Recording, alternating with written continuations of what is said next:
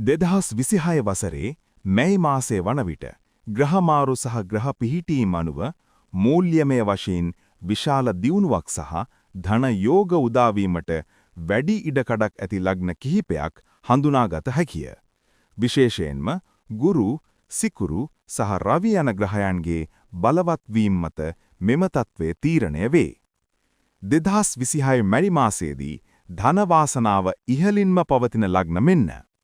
සිංහ ලග්නය 2026 වසරේ වැඩිම ධන වාසනාවක් හිමි ලග්නය ලෙස සිංහ ලග්නය සැලකේ.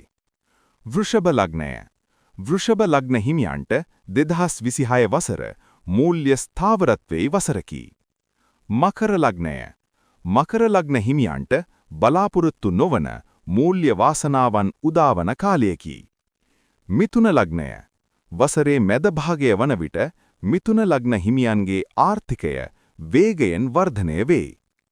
ජ්‍යොතිෂයට අනුව බිලියනපතියෙකු වීමට නම් ලග්නයට අමතරව ඔබේ පෞද්ගලික කේන්ද්‍ර සතහනේ ධන යෝග සහ රාජ යෝග බලවත්ව තිබිය යුතුය.